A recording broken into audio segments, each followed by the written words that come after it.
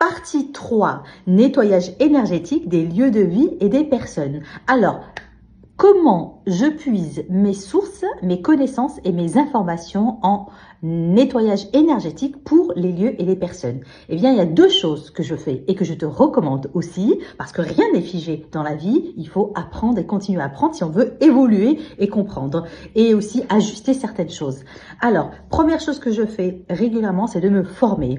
Et la personne qui a été plus en adéquation à ce que je ressentais et ce que j'avais envie d'apprendre, et la personne qui a résonné en moi, c'est les formations de Lila Riori qu'elle propose à Paris en présence et qu'elle propose aussi en ligne. Eh bien, c'est la formation, par exemple, comment savoir nettoyer des lieux de vie, comment nettoyer des personnes. Donc, il y a des formations qui existent, vous allez sur son site. Et il y a aussi développer ses perceptions pour ressentir encore plus les choses, et comment aussi nettoyer les personnes. Et ça, c'est par sa formation en magnétisme spirit qui est très efficace. Et il y a une chose aussi que je fais, une deuxième chose, c'est la lecture. Donc, j'ai deux livres que je vais vous conseiller pour avoir tout de suite des rituels, des protocoles pour nettoyer votre lieu de vie, votre lieu de professionnel et votre entourage, votre maison aussi, et vous-même aussi. Vous pouvez essayer aussi sur vous-même.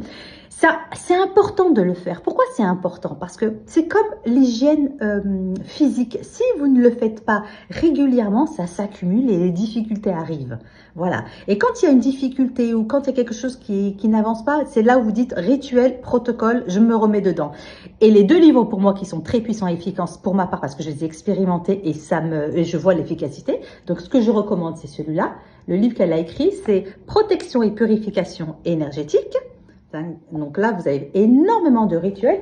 Et si vous voulez rentrer plus en détail sur l'énergétique, sur les émotions difficiles, qu'est-ce qu'elles apportent, sur qu'est-ce qu'on peut faire aussi avec les huiles essentielles, l'encens, qu'est-ce qu'on peut faire avec voilà, tout ce qui est lié à l'énergétique, vous avez celui-là, c'est le livre qu'il faut avoir aussi, hein. Nettoyer votre énergie. Celui-là, ça fait des années que je l'ai et je replonge toujours dedans. Il y a toujours des choses que je dois faire et refaire, et surtout ce que j'aime faire, c'est transmettre, parce que je trouve pas qu'on a tout le temps les bonnes informations. Et dans ces livres de Lila Riori, elle a fait un travail efficace avec ses spirites pour nous donner toutes les informations afin que ça soit puissant et efficace. Parce que, comme elle l'a expliqué, c'est que on n'a pas toutes les informations.